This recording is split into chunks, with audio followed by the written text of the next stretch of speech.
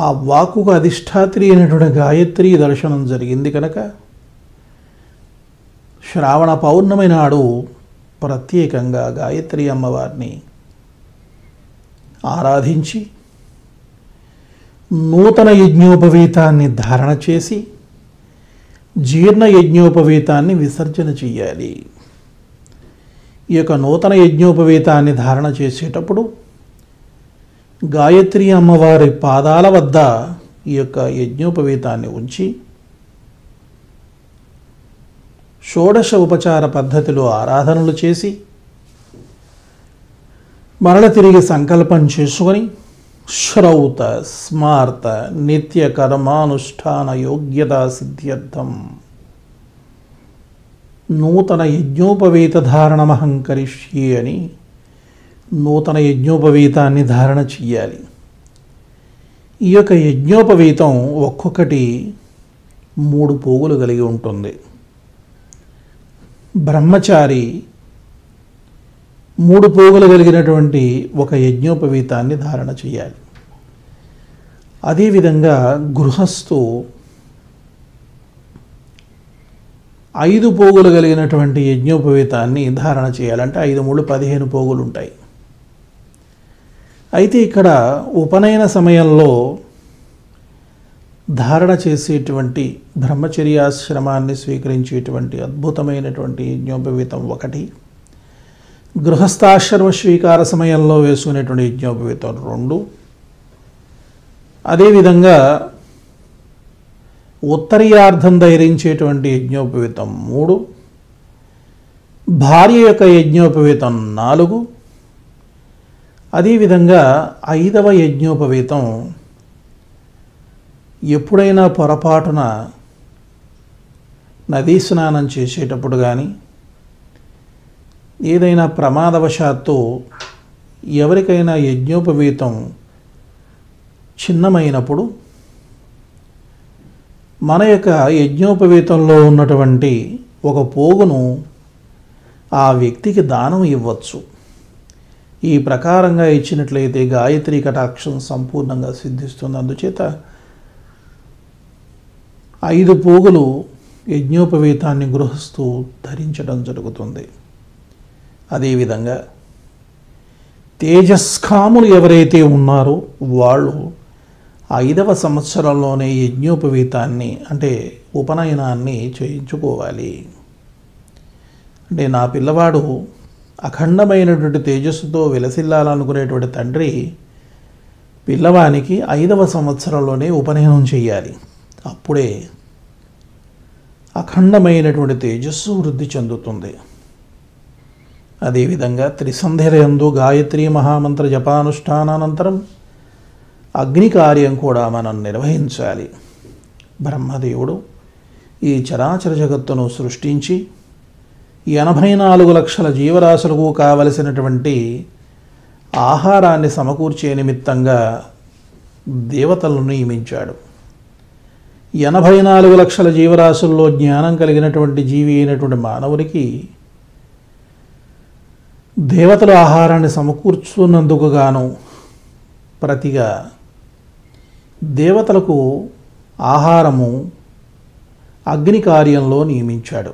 అంటే ఓం ప్రజాపతయే స్వాహ ఇదం ప్రజాపతయేదన్నమమ ఓం ఇంద్రాయ స్వాహ ఇదం ఇంద్రాయేదన్నమమ ఓం అగ్నయే స్వాహ అగ్నయేదన్నమమ అంటూ మనం వేసేటువంటి ఆహుతులు దేవతలకు చేరుతాయి. అంటే దేవతల యొక్క ఆహారాన్ని అగ్ని కార్యంలో పెట్టాడు బ్రహ్మదేవుడు.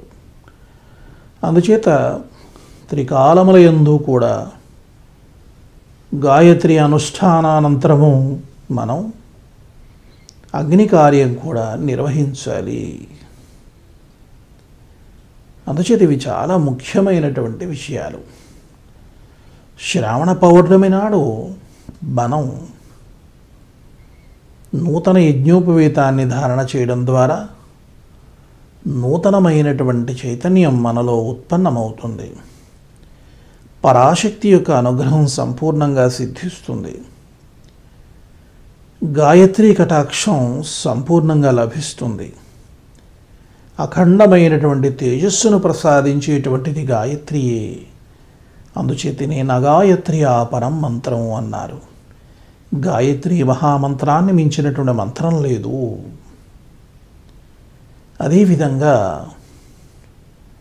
ఈ యొక్క మహామంత్రం మహామహిమాన్వితమైనటువంటిది.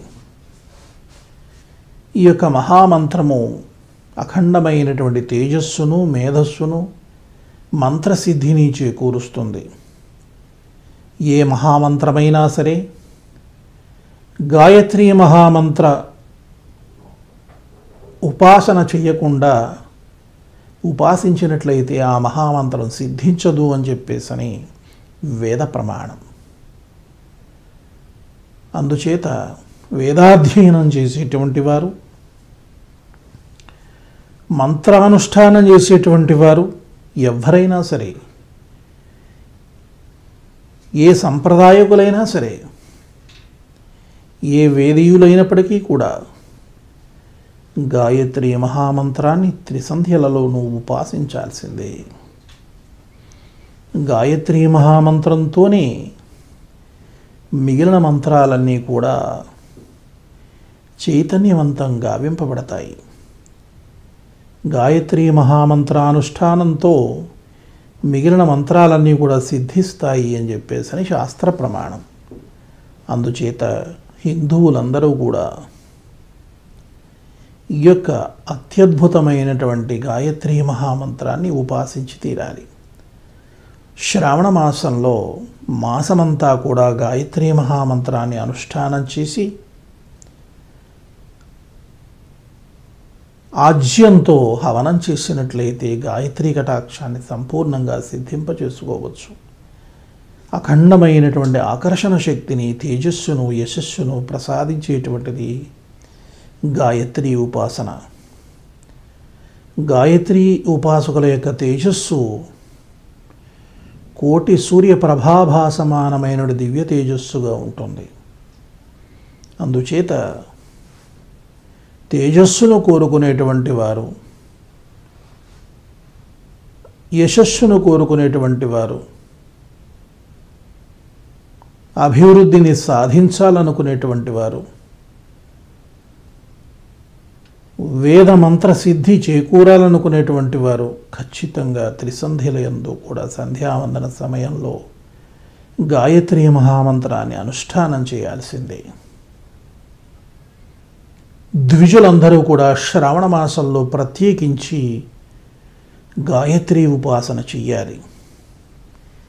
విధిగా శ్రావణ పౌర్ణమికి నూతన యజ్ఞోపవీతాన్ని ధరించి గాయత్రి మహామంత్ర జపానుష్ఠానం నిర్వహించాలి. అప్పుడే గాయత్రి అఖండమైనటువంటి వైభవాన్ని మనకి ప్రసాదిస్తుంది. గాయత్రి మహాదేవి మనకు ప్రసాదించలేనిదంటూ ఏదీ కూడా ఉండదు. సర్వాన్ని సిద్ధింపజేసేటువంటి అత్యద్భుతమైన అమ్మవారే గాయత్రి. ఆ మహాదేవిని ప్రత్యేకంగా శ్రావణ పౌర్ణమి నాడు ఉపాసించి తరించండి.